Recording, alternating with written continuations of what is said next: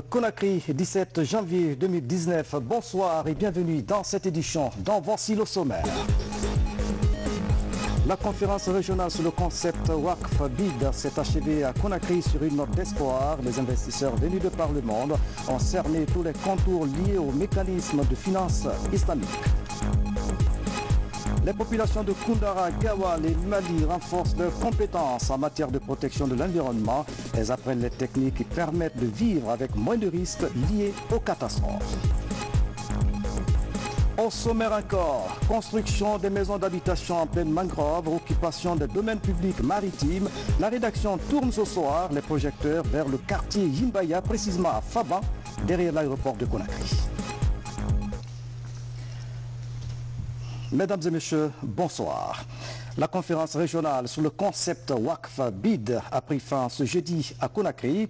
La rencontre a permis aux participants de cerner les mécanismes de finance islamique et les opportunités d'investissement en Guinée.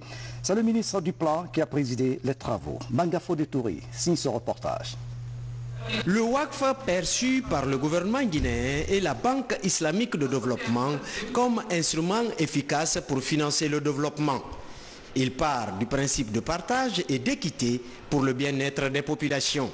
La conférence régionale sur le WACF à Conakry l'a démontré. Les participants ont durant 2 jours échangé les expériences et intégré le concept. Selon les spécialistes, les investisseurs sont acquis à la cause. Je pense que cet outil permet de réduire la pauvreté et de permettre à tout le monde d'être inclus, donc d'avoir une certaine inclusion dans les activités économiques. Donc ce type de projet est la bienvenue dans ce pays et je pense que ça va permettre réellement d'avoir cette prospérité pour tous en République de Guinée. Que le gouvernement se saisisse de cet outil prodigieux de sortir les pays, de lutter contre le sous-développement, je pense que c'est une aubaine que le gouvernement donne à la Guinée afin de réussir une politique économique basée sur, si vous voulez, la finance islamique. Il faut entendre par WACF le fait d'immobiliser un de ses biens et utiliser l'usufruit au service des catégories de personnes de la société telles que les pauvres et les nécessiteux, ou bien les utiliser pour des services publics tels que la santé, tels que les mosquées, tels que d'autres domaines. La conférence a donc permis de faire l'état des lieux des projets réalisés par le WACF en Guinée, notamment la mobilisation des fonds pour le financement et l'extension du WACF BID Guinée. Le gouvernement et la BID attirent l'attention de potentiels investisseurs sur le concept. En plus des projets en cours, les autorités guinéennes sollicitent enfin la diversification des actions de l'approche WACF sur d'autres secteurs de la vie socio-économique du pays. Je tiens particulièrement à exprimer ma profonde gratitude à la Banque islamique de développement pour sa contribution remarquable à l'organisation de cette conférence. Les recommandations issues de vos travaux constituent un motif de satisfaction. Il s'agit, entre autres, de la diversification des sources de financement du WACF, la mise en place d'une initiative nationale de capacitation économique en Guinée. Les projets financés par la Banque islamique de développement en cours d'exécution en Guinée se chiffrent à 600 millions de dollars. D'autres financements de plus d'1 milliard sont attendus dans le cadre de la mise en œuvre du Plan national de développement économique et social PNDS. Dans l'actualité encore, le volet réintégration socio-économique des services de sécurité porte ses fruits. L'approche novatrice 3x6 a permis à 2000 jeunes de Conakry et de Kissidougou de rompre avec les risques d'exclusion. 4 ans après le lancement de ce projet, l'heure est à la mise en place d'une nouvelle stratégie nationale durable de réinsertion des jeunes. Les précisions dans ce reportage de Younoussa Tawel Kamara. La réintégration socio-économique de la réforme des services de sécurité a fait du chemin. À travers 20 micro-projets, le programme a créé 2000 emplois temporaires. Son exécution est assortie de l'approche 3x6 expérimentée pour la première fois en Guinée. Mais un défi reste à relever, celui de mettre un mécanisme national durable de réintégration pour les populations vulnérables. Il y a beaucoup de départements ministériels qui interviennent dans ce cadre de réintégration socio-économique. Il faut non seulement la coordonner à travers un comité de pilotage par exemple, et aussi harmoniser, il faut que l'approche soit harmonisée, il faut qu'on applique la même approche de la stratégie nationale du gouvernement en termes de réintégration socio-économique. Que nous, on a défini l'approche, on a appuyé la définition de l'approche, on a appuyé la réintégration d'un premier groupe de participants pour voir si ça fonctionne. On a vu que ça fonctionnait, donc maintenant c'est au gouvernement guinéen et aux autres partenaires de s'approprier, si vous voulez, ce programme pour justement le pérenniser. Depuis 4 ans, le projet est lancé. Aujourd'hui, les différentes phases d'exécution se complètent. Les résultats obtenus du processus sont la cohésion sociale, l'épargne individuelle et collective, l'investissement pour un accès au marché et la durabilité des interventions. Nous avons déjà écrit au gouvernement, particulièrement à M. le Premier ministre, pour accompagner à la mise en place d'un comité de pilotage du programme national de réintégration socio-économique et des compétences seraient disponibles en Guinée pour la mise en œuvre en fonction des phases que l'approche 3x6 oblige. Pour cette expérimentation, le choix a été porté sur la commune de Matoto et Ratoma, plus la préfecture de Kissidougou. En tout, 2000 jeunes sont bénéficiaires de ces micro-projets exécutés par des travaux dits de haute intensité de main-d'œuvre. L'entrepreneuriat local, la formation technique et professionnelle et l'autonomisation économique et sociale. Après la crise qui a secoué en partie le secteur éducatif, autorités et acteurs sociaux se concertent pour une meilleure collaboration. Des dispositions techniques sont envisagées pour faciliter l'exécution correcte des programmes scolaires. Francis Colli, reportage. Pour une année scolaire et universitaire réussie, autorités, cadres et représentants syndicaux du système éducatif partagent les orientations en faveur d'une bonne collaboration. La modélisation des apprentissages et le renforcement des groupes pédagogiques après une crise qui a secoué le système éducatif en partie sont les maîtres mots de cette rencontre.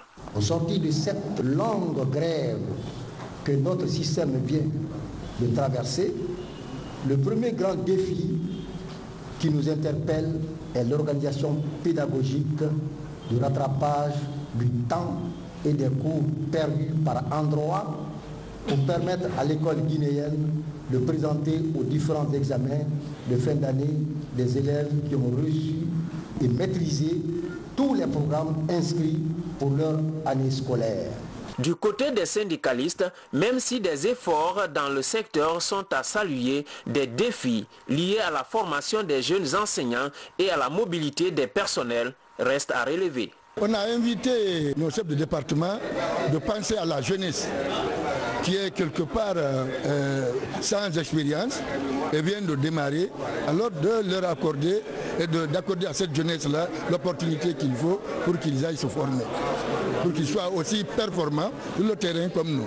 La sincérité au cours des échanges entre autorités du système éducatif et représentants des enseignants fait expirer au niveau des 3 départements du secteur. Éducation toujours, l'université franco-arabe Al-Imar vient de signer un protocole de convention avec l'Institut international de commerce de Dunkerque. L'accord marque le début d'une franche collaboration entre les deux institutions en vue d'offrir de nouvelles opportunités aux étudiants guinéens. Compte rendu signé Yamo Kaba. Les formations décentralisées de l'université Al-Imar seront effectives la rentrée prochaine sur le territoire français. Ici à Conakry, l'institution signe un protocole d'accord avec l'Institut supérieur français de commerce international. L'objectif est de former les étudiants et le personnel enseignant en France. Des ressources humaines capables d'intensifier et d'accompagner le développement du pays. Les avantages, il y a beaucoup. D'abord les étudiants, avec des visites estudiantines. On aura des étudiants qui vont visiter là-bas pendant un semestre sans payer les frais d'études et revenir aussi. On a aussi des échanges des professeurs ils viennent et on reçoit les formations de performance. Il y a aussi partir faire des stages là-bas en France pour améliorer les capacités et renforcer l'efficacité de nos étudiants. Le renforcement de capacité de l'Institut supérieur de commerce viendra compléter les programmes de formation des institutions d'enseignement supérieur. L'accord de partenariat avec l'Institut français du commerce prévoit une plateforme d'échange dans les domaines de la logistique, des transports, de la communication et du commerce international. La rentrée septembre 2019, on attend des étudiants qui vont être ici partis pour arriver chez nous pour étudier.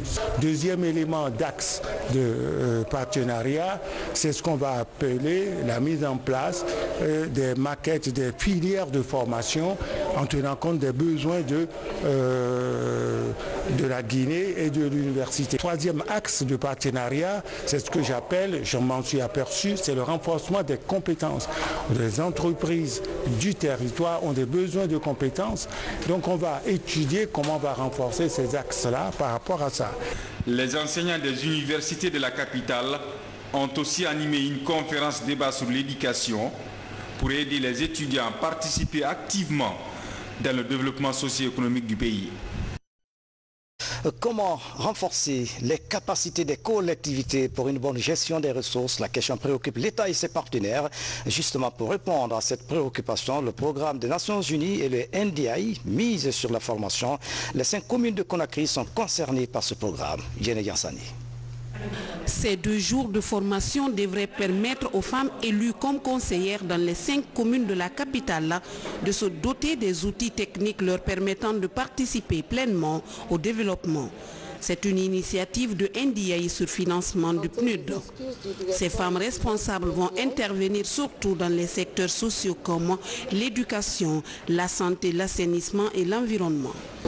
Nous avons des projets en effet pour la commune de Kaloum, parce que vous saviez que tout le long de notre campagne, nous avons annoncé beaucoup de choses que nous avions l'intention de faire pour notre commune. Et nous nous y attelons fortement. Et l'une des premières, c'est la salubrité. Parce que vous voyez dans quelles conditions se trouve notre capitale, et particulièrement Kaloum. J'insiste sur Kaloum parce que Kaloum est une presqu'île et que nous n'avons pas autant d'espace que les autres communes. Et aujourd'hui, nous voyons que tout est squatté à Kaloum. Même les bordures de mer. Pour se défendre, pour défendre quelque chose, il faut savoir comment le défendre, il faut être armé. Et justement, nous sommes là pour venir chercher et prendre ces armes pour pouvoir faire quelque chose. La participation des femmes aux postes de prise de décision constitue des droits fondamentaux conformes aux conventions internationales. C'est pourquoi le NDI et le PNUD accompagnent ces femmes pour plus de responsabilités dans les prises de décision. Le ciblage est porté sur les femmes. Ce ciblage n'est pas anodin car il constitue un élément de la trame de développement des capacités du leadership féminin en matière d'administration et de gestion des affaires publiques. Voilà l'une des raisons fondamentales qui nous ont poussé en tant que PNUD à soutenir cet exercice qui commence à Conakry mais qui va s'étendre à l'ensemble du pays avec une délégation de consultants qui vont poursuivre cette formation. En Guinée, selon les chiffres disponibles, les femmes représentent plus de la moitié de la population et leur représentativité dans les postes de prise de décision reste faible. Tout un défi à relever par le gouvernement et ses partenaires. Tout un défi. Merci Yene Yansani. Un nouveau défi pour le réseau ouest africain des jeunes leaders de la CEDEAO. ROAGEL veut impliquer les jeunes leaders dans le processus de paix et de prise de décision en Afrique de l'Ouest et au Sahel. Mabintila Issouma. Ces jeunes femmes et hommes leaders sont dans une école qui développe un programme de mentorat et de coaching. Ici, on les prépare à développer des stratégies qui leur permettront d'intervenir dans le processus de paix et de prise de décision dans leur pays. Après ce lancement, il y a un atelier de formation, non seulement pour la recherche des informations qui est l'enquête, mais aussi pour la sensibilisation de leurs pairs, c'est-à-dire les jeunes qui vont être formés vont aussi aller vers leurs pairs pour les sensibiliser à participer à la consolidation de la paix. Ce projet est le nouveau défi du réseau des jeunes femmes et hommes leaders de la CEDEAO. Ils aideront à cerner les causes qui bloquent l'implication des jeunes au processus de paix et de prise de décision, comme le stipulent les résolutions 2250 et 2419 du Conseil de sécurité des Nations Unies. Le projet a été mis en place pour former une trentaine de jeunes qui vont également se rendre sur le terrain pour sensibiliser sur notamment deux résolutions, la 2250 et la 2419, qui sont toutes consacrées à la jeunesse, à la sécurité, à la paix dans les pays de l'Afrique de l'Ouest et du Sahel. En Guinée, le ministère de la Jeunesse et de l'emploi jeune, dans la même lignée que ces résolutions du Conseil de sécurité, entend renforcer la représentation inclusive des jeunes dans le processus de prise de décision, de plaidoyer et de prévention à la base de toutes les formes de tension. Initié par le Bureau des Nations Unies pour l'Afrique de l'Ouest et le Sahel, l'implication des jeunes femmes et hommes dans le processus de paix et de prise de décision va s'étendre dans les 5 communes de la capitale ainsi que dans les régions de Boké et de Mamou. C'est sous le signe de la culture du civisme et de la citoyenneté que le Jeune Chambre internationale de Guinée a fait sa rentrée solennelle 2019, une cérémonie présidée par le ministre de la Jeunesse et Emploi Jeune. Amadou Touré était de la partie. Au terme d'un mandat d'une année, Aboubacar Diallo remplace Sidi Mouktar Diallo à la tête de la Jeune Chambre internationale de Guinée. La cérémonie marque la rentrée solennelle de l'organisation. C'est aussi la fin d'un mandat avec plusieurs projets réalisés en faveur des communautés et le début d'un autre très promettant. Nous sommes fiers de vous dire qu'à la fin de l'année, nous avons pu concocter avec l'implication de toutes les organisations locales des projets à fort impact, notamment dans le cadre de l'éducation, la santé, l'immigration, la protection de l'environnement. Vous conviendrez avec moi que l'une des priorités essentielles pour la Guinée aujourd'hui, c'est la citoyenneté active.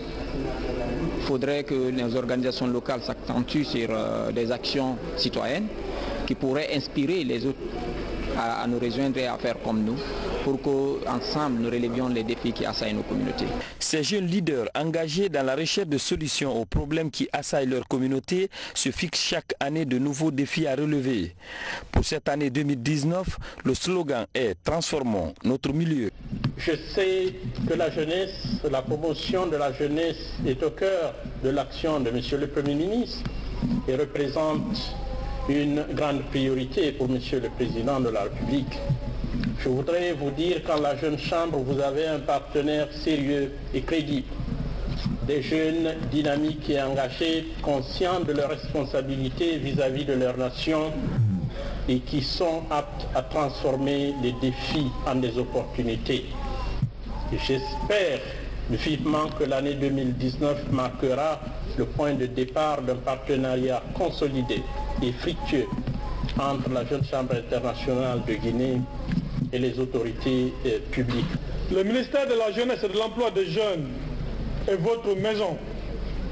Mes collaborateurs et moi serons toujours disponibles et disposés pour vous apporter tout le soutien et l'appui nécessaire pour le plein fonctionnement de votre organisation et la parfaite mise en œuvre de vos nombreuses initiatives. La Guinée compte sur ces jeunes. Nous comptons sur le leadership de la jeunesse. Nous comptons sur vous, chers amis, et ensemble, nous rendons la Guinée meilleure, paisible, prospère et unie. La GCI Guinée est une organisation affiliée à la Jeune Chambre internationale qui est une fédération mondiale de jeunes citoyens actifs âgés de 18 à 40 ans. Elle est présente dans 120 pays à travers le monde. C'est en 2001 que la Guinée a mis en place sa première organisation. 17 ans après, le pays connaît 12 organisations locales avec 300 membres. L'autre image de l'actualité nationale, l'adaptation des populations vulnérables au changement climatique fait du chemin. Dans la préfecture de Koundara, Gawal et Mali, les habitants de ces localités ont été initiés à la promotion de la culture écologique et aux techniques de protection de l'environnement. C'est dans le cadre du projet REMER. Reportage, Salfoudine Diallo, Mamadou Alpha-Baldi. Face au bouleversement climatique, la résilience des communautés vulnérables est un défi de tous les jours. La ligne Koundara-Mali-Gawal est l'une des plus affectées par les changements climatiques, avec les perturbations pluviométriques de plus en plus sévères. Pour mieux contenir les effets du phénomène, les populations ont pendant quelques années appris à mieux s'adapter aux réalités climatiques de la région.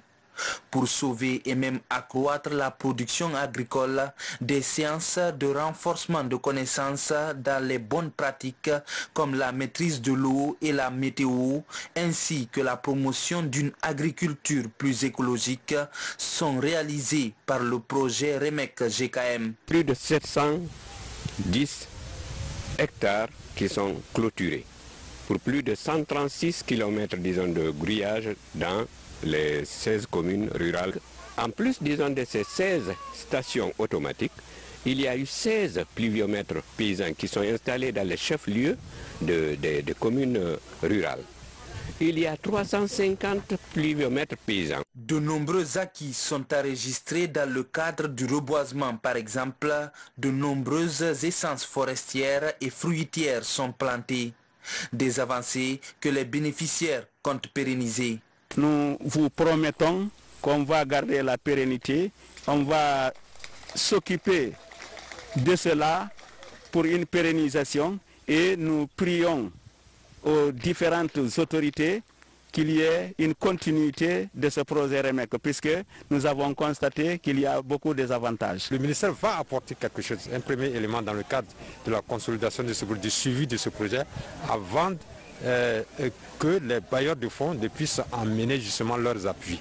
Mais il est évident que nous allons partir encore vers des bailleurs de fonds pour davantage assurer un appui dans le cadre du suivi et de la consolidation des acquis de ce projet. Aujourd'hui, la sécurisation de la production agricole est en passe d'être gagnée dans la zone d'intervention du projet. Désormais, la création d'une ceinture verte pour freiner l'avancée du désert qui menace la partie nord de la Guinée est le prochain défi. Ici à Conakry, les travailleurs du ministère de l'énergie et de l'hydraulique sont déterminés à doubler la production d'eau et d'électricité. C'est un engagement pris à l'occasion de la présentation des vœux de Nouvel An. Nabi Kamara y était. Produire de l'eau potable en quantité et en qualité pour les populations tout en leur fournissant suffisamment d'électricité, telle est la volonté renouvelée des travailleurs du ministère en charge de ces secteurs sensibles du pays. Pour parvenir à cette fin, a indiqué le secrétaire général du syndicat du département, il s'agit de mobiliser toutes les forces pour achever les chantiers en cours, à savoir la construction des barrages de Swapiti, Fomi, Kukutamba, Amaria et la mise en œuvre du 4e projet d'adduction d'eau potable de Conakry. En tant que techniciens, nous tous ici, même les administrateurs qui nous accompagnent, nous devons œuvrer pour un travail bien fait, bien accompli, dans l'intérêt de notre pays. Il y a beaucoup de défis. Si aujourd'hui nous sommes fiers de ce qui est réalisé, nous ne sommes pas satisfaits de ce que nous devons réaliser. Pour atteindre la satisfaction totale, il faudrait que les populations de Guinée, partout où ils se trouvent, puissent avoir accès à l'énergie indispensable pour le bon développement, puissent avoir accès à l'eau potable indispensable à la bonne santé. Par rapport aux doléances posées par les travailleurs, Dr Chad Talibi Silla a répondu qu'il a pris note et dès que possible, il rencontrera le syndicat. La sécurité en mer, la question est un débat. À Conakry, les agents de la préfecture maritime et les gérants des plages échangent pour trouver des voies et moyens permettant de limiter les risques de naufrage et d'autres pratiques illicites. C'est un reportage de sergent-chef Lamine Sanakamara, correspondant de la presse militaire. En Guinée, le constat révèle que l'on enregistre une affluence indéterminable sur les plages les jours de fête. Sur ces lieux, plusieurs pratiques néfastes font légion, comme la vente et la consommation de stupéfiants et le viol. On y assiste parfois à des drames. C'est pour parer à toutes ces éventualités que les acteurs impliqués dans la sécurité maritime se concertent. Nous avons eu un accident au début de l'année et nous visons, notre objectif aujourd'hui est de minimiser ce genre d'accident à l'avenir. C'est pour ça que nous avons rencontré toutes les administrations concernées par les plages, que ce soit le ministère du Tourisme, que ce soit l'agence de navigation maritime, que ce soit la gendarmerie maritime et les forces de sécurité dans les plages à Conakry. Au cours de cette réunion, des commissions sont mises en place en vue de faire des propositions de solutions dont le résultat final sera amendé et adopté à l'unanimité. Nous avons fait des propositions. Ces propositions s'articulent sur 5 aspects. La première des choses, nous avons identifié toutes les plages de la ville de Conakry. Deuxièmement, nous avons envisagé le volet sécuritaire. Troisièmement, nous avons envisagé ici l'aspect environnemental, c'est-à-dire lutter contre toutes sortes de pollution au niveau des plages. Et quatrièmement, nous avons envisagé aussi l'aspect du transport. À rappeler que le dernier cas de naufrage au large de Conakry remonte au jour de l'an, drame pendant lequel 3 personnes ont péri. Et puis cette information avant de poursuivre cette édition d'information dans le cadre de la poursuite de la réforme du secteur de la sécurité sous la haute autorité de M. le Président de la République, professeur Alpha Condé, chef des armées, le ministre d'État chargé des affaires présidentielles, ministre de la Défense nationale, porte à la connaissance du peuple de Guinée que son département procédera au courant de l'année 2019 à un recrutement national à l'intention de jeunes gens d'un certain niveau désirés de servir sous le drapeau. Ce recrutement qui concourt à la modernisation et au renforcement des effectifs des forces armées concernera exclusivement le bataillon du génie militaire, les unités de production agricole et agro-industrielle et les usines militaires. À Conakry, le 17 janvier 2019, le ministre d'État, Dr Mohamed Jani. D'autres temps forts de cette édition, occupation des mangroves, direction Faba. C'est dans le quartier Jimbaya. Là-bas, les populations construisent des maisons d'habitation en pleine mangrove. Les domaines maritimes sont occupés de façon anarchique. Nous allons découvrir l'ampleur de la destruction de ce poumon écologique à Conakry. Un dossier, enquête, signé Zézé Guilavogui, Mamadou Alpha Baldi, Ousmane Ba. Regardez. À quelques microns de la cour de l'aéroport de Conakry, dans la zone de Faba, un nouveau quartier en gestation au milieu des palétuviers et leur riche diversité écologique. Des fondations, bâtiments en construction, villas achevées se succèdent. Nous sommes en pleine mangrove. Ici, on repousse dangereusement la mer pour faire émerger des bâtiments d'habitation en toute illégalité. Le département en charge de la ville et de l'aménagement du territoire est parmi ceux qui dénoncent ces pratiques. Officiellement, aucun occupant ne dispose d'autorisation des services de l'urbanisme. Vous voyez ce qui se passe. Vous voyez la mer, vous voyez les bâtiments, vous voyez les gens qui s'installent et le terrain même n'est pas nivelé. C'est le premier constat. Mais justement, des risques d'inondation. Vous voyez, les sous-bassements ne sont pas au même niveau, le terrain n'est pas au même niveau, il n'y a aucun problème de terrassement à ce niveau. Les gens s'installent selon leurs moyens. Ceux qui sont nantis construisent confortablement, ceux qui n'ont pas les moyens se mettent à même le sol pour faire le soubassement. Donc quand il y a la crue, c'est les premières victimes. En plus de ce constat, des agents de sécurité sont postés sur le site. Pourtant, à quelques mètres de leur base, des chantiers avancent allègrement au prix d'énormes efforts qui défient les lois de la nature. Construit dans la boue de mangrove, ce mur n'a par exemple pas tenu. Un peu plus loin, une nouvelle fondation se retrouve à 2 pas de ce bras de mer. L'urbanisation anarchique atteint de nouveaux sommets en violation flagrante de l'article 25 du Code de la construction qui stipule qu'en dehors des espaces urbanisés, les constructions sont interdites dans le domaine public maritime sur une bande littorale de 100 mètres. Vous savez qu'il y a beaucoup d'intervenants en matière foncière. Il y a des gens qui se disent coutumiers. Il y a des autorités de la localité. Les responsabilités sont reparties. Le département chapeaute certainement, je peux le dire, mais le département n'a pas les moyens suffisants de mener les contrôles comme je vous ai dit. Je dis la nuit, les gens viennent s'installer, nuitamment. Vous allez demander à n'importe qui ici, il ne vous dira pas voici le plan du département de l'habitat, voici un plan approuvé, voici mon dossier, etc. C'est des attestations qui sont en leur possession. Qui occupe illégalement est confronté à la loi. Ça veut dire qu'on doit casser, on doit dégager. C'est clair.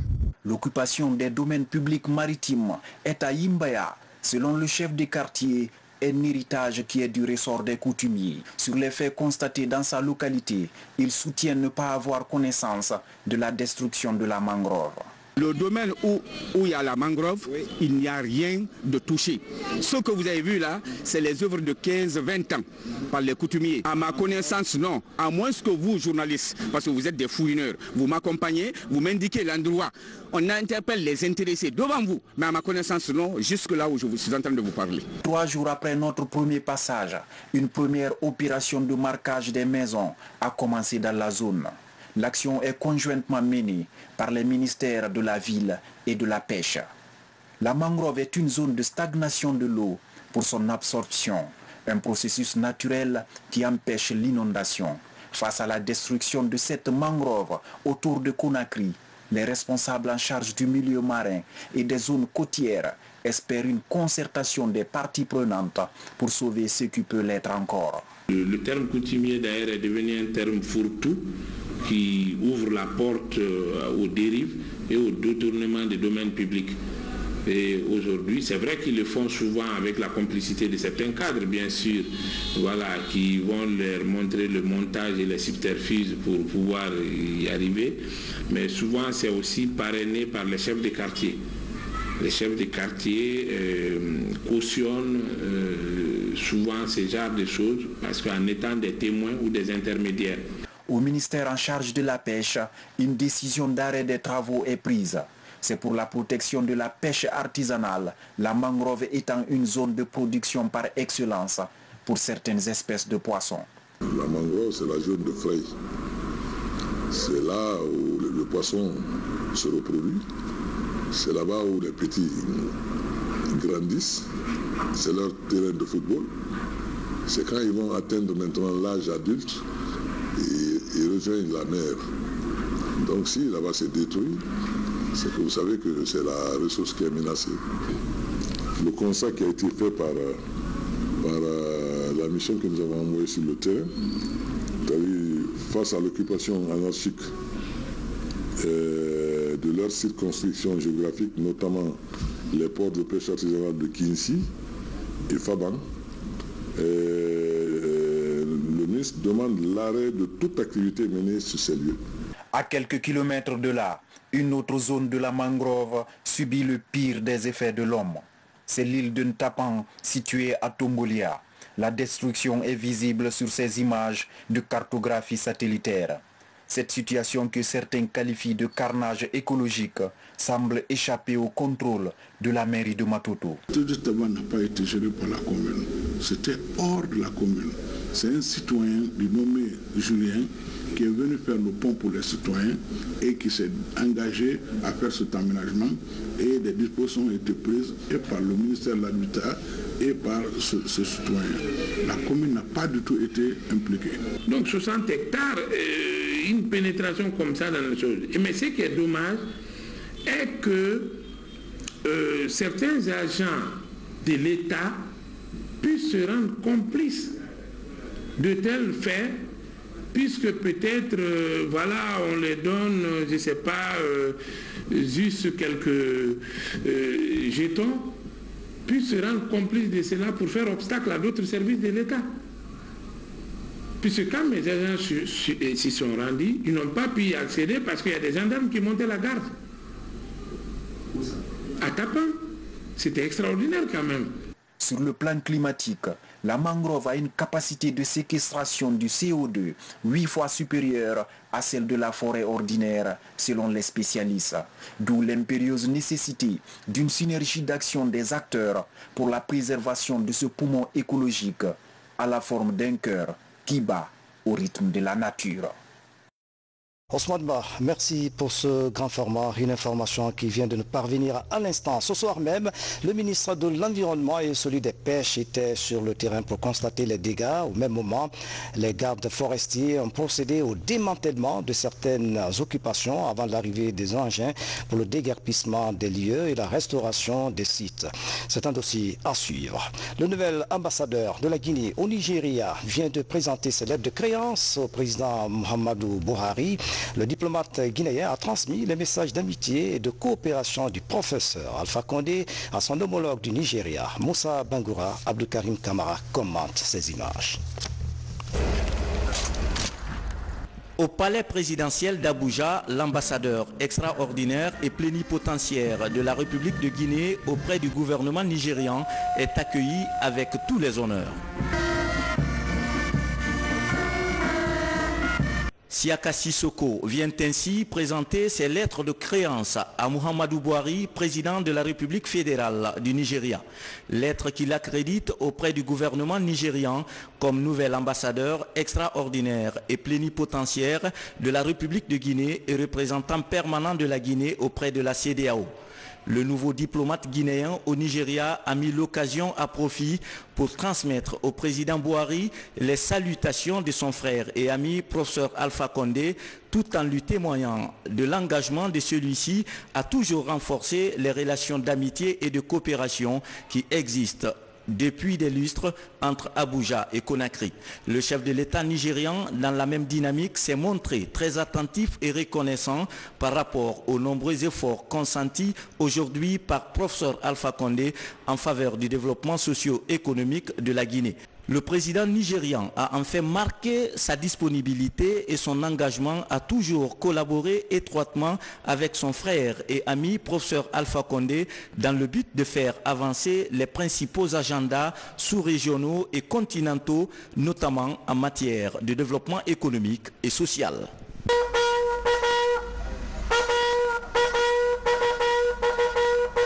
Voilà, mesdames et messieurs, c'est la fin de cette édition. À tous, merci de nous avoir suivis.